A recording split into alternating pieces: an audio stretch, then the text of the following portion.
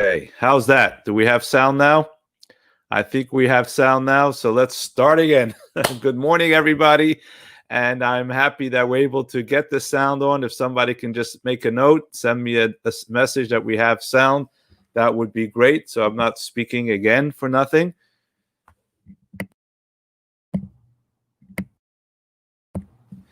Yes, good. All right. So we have our sound. Thank you, Ellie, for being there and letting me know that. So good morning. And just before we go into Judaism's 12 big ideas, today is Tuesday morning. I just want to ask everyone to please go to Facebook and sign up on our organization page, Chabad Lubavitch of Bucks County. In addition to knowing and seeing all the wonderful things that we're doing, it will make it easier for you to find our morning sessions instead of having to go onto my Facebook page and not always find it. We will always have them scheduled on our organization page, so you know every morning you could go on and link in. So Chabad Lubavitch of Bucks County on Facebook as an organization page, like it. And now let's get on to our program so that we can get to our big ideas. Let me just make sure we have sound. Good, we have sound. All right. So if we get to our big ideas, we're really getting now to the last two. If you remember, we began with 12. There's an idea of 12 big ideas of Judaism, and over the last 9 weeks, we have been exploring one per week. And now we are on idea number 11. Idea number 11 is the idea of clarity. And I think these two last ideas of clarity and happiness are perhaps the most important of all, which is maybe why the Rebbe had left them for the final two, because this is a buildup. As we mentioned in our last class, the first 9 really talk about having a healthier understanding of who you are. When you have a healthy understanding of who you are, you can now begin to have a healthy impact. First, in big idea number 10 was on other people. And I would advise you, if you like, to go listen to the sermon from Friday on jewishcenter.info/recordings. We spoke about that extensively in the sermon, about the need to have a healthy understanding of self, to be able to have a healthy relationship and make an impact in this world. But now we go to not only on people, but a more general idea. The most fundamental question that we typically ask ourselves is, why are we here? What is the purpose? If we just knew the purpose, the real purpose of why we're here, things will be so much easier and things will be a lot better. You know, they say the story of this fellow who just bought himself a 10-acre mansion estate, and had a mansion on this estate with pools and yards and lots of fun things. And he's inaugurating the house, having a housewarming party. He just got this. He's showing off his friends. All his friends come. And one of the pools he has, he put an alligator and a bunch of snakes that are swarming around in there. And he challenged all his friends. They're all standing around the pool admiring this beautiful scene. And he said, I challenge anyone who goes into the pool and swims across the other end and comes out, I will give them $1 million. Because there was these alligators and it wasn't really the safest thing. Nobody took the bait. Said, I promise I will give not only $1 million, but I will give you my yacht. Still no takers. I will give you $1 million. I'll give you my yacht. I'll give you a Porsche. Whoever jumps into the pool and comes to the other side, and immediately everyone hears that splash. And this guy is in the pool and he's swimming for his life. I mean, those alligators are coming and he's running and he's finally making it. going. And he finally makes it to the other end, all white. He comes out and everybody applauds him. This guy goes over and says, hey, I owe it to you. Where should I put the $1 million? Guy said, I don't want your $1 million. So what about the yacht? I don't need your yacht or your Porsche. Said, you really? So what can I give you for doing this challenge? Says, I don't want anything. I just want to know who was the fool who pushed me into the pool to begin with. And sometimes we feel this way, like we're kind of pushed into this world, into this harsh world, a very challenging world. Not a bad world, but a challenging world. So many struggles and so many issues that we have to deal with. Why? What is the reason?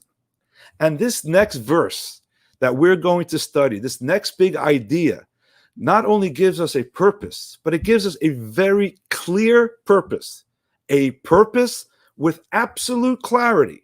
Now, when you get a purpose and you have clarity, it doesn't necessarily mean it is an easy concept, but it's definitely clear. And this was the verse that the Rebbe introduced as big number 11, the idea of having clarity. And just think about this. When you're a child growing up, even an adult growing up, knowing that there's a clear purpose, although you may not be living that purpose, although it may be challenging, but that you have a purpose and that it's clear. What kind of great gift is that? That is such a huge idea in Judaism that offers to us. Again, it may not be easy. It may not be something we can live up to, but at least we know we're here for a purpose and it's clear. So what is that purpose? What is that verse? What is that message? So it's a statement in Tanya, which is actually quoting a midrash. And let me bring that up a little clearer here. V'zeh kol ha'adam, the purpose of creation of every man, of every Jew, v'tachlis briyasa, ubriyas kol ha'olamot elyonim v'tachtonim, and all the worlds, upper worlds and lower worlds, is liyos lodira zo petachtonim, is to make a dwelling place for God in this world. Now, as I said, this may not be easy, and we may need to understand this, but one thing is clear. That there is a purpose, and what that purpose is of everything. And here he says actually the Jew, but in the original Hebrews, kol ha'adam, every human being, and all the worlds is one purpose, to make a dwelling place for God in this physical world. I'm going to put that up a little clearer. Let's absorb that. The purpose of the creation of every human being, in fact, I know it says Jew, but it's every human being, everything in this world, and of all the worlds, upper and lower, as it's in the original Hebrew, is to make a dwelling place for God in this physical world. That is huge. That is so revolutionary.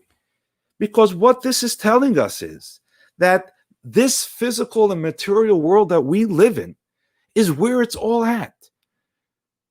If you think about the revolutionary aspect of God coming down on Mount Sinai and giving a Torah and revealing himself to humanity, that is huge.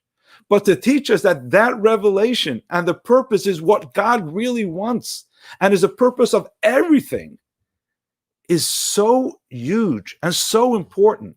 Think of other religious ideas and other faiths.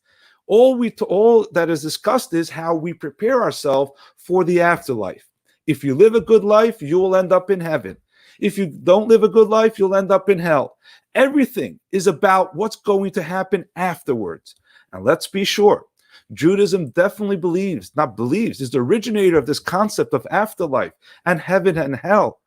But that's not the purpose of why you are here. You were not brought into this world. You did not wake up this morning so you can do good, so you end up in heaven. You were woke up this morning so you can do good now. And in fact, the good that you do in this physical and material world is the purpose of all of creation. Heaven, hell, all the spiritual worlds were there so you and I can do and make a difference in this physical world. And this is the clear and basic rule of purpose. We are here to make this physical and material world that you and I exist in an abode for the Almighty Creator. What that means, we will discuss on Thursday as we do part 2 of this big principle.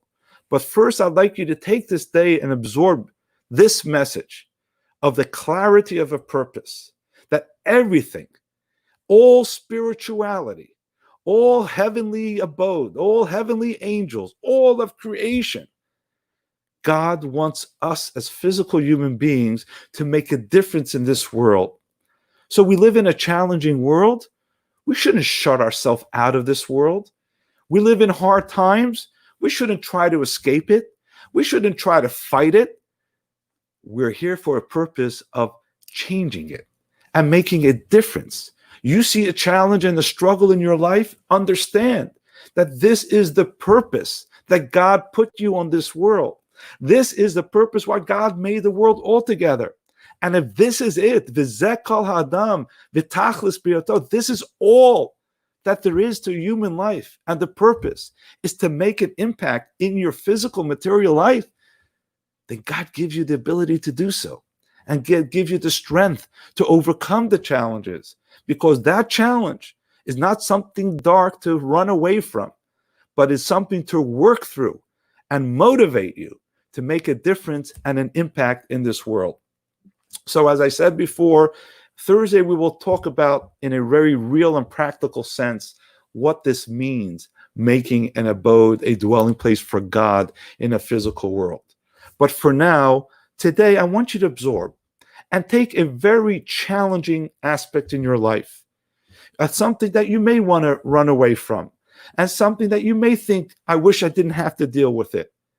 That darkness, that pool of an alligator, that thing that you were just thrown into, and you have no reason why, and realize that the reason is for a purpose, to make a change, to make a difference specifically in that area. So as I said, clarity of purpose may not be an easy thing to live up to, but it's definitely a clear thing that we know why we are here. And not why only you and I are here, but why everything is here, in order to achieve all those great things that we can achieve, specifically in this physical and material life that we live in, and specifically in the hard and challenging times that we live in, specifically in the darkness that we live in. As I mentioned yesterday, one of my children telling me we would have never made it through the Holocaust. And I responded, and that's why you weren't born at that time of the Holocaust. We were born today because we have an impact that we have to make today. And because you were born today, and because you have an impact you have to make today, God gives you the tools to deal with it. So think about that challenge. Think about, instead of running away and pushing it under the rug, how am I going to use this as a tool to make a difference of bringing light and growth and purpose in everything that goes afterwards and will follow from that. So in the meantime, I think we have plenty to think about today, and to think about as we prepare to conclude this idea a little bit more and deeper on Thursday at 8:30. But for today, it's a beautiful day, a lot of great opportunities, a lot of light and sunshine. And even in those dark little corners, open the light, draw the sunshine of what's good, to give it a strength to deal with what's challenging. And we will hopefully have a lightful day, a purposeful day, a meaningful day, and a day that you made a change. So when you go to sleep at night, you'll be able to answer the question of why you woke up this morning. Have a wonderful day.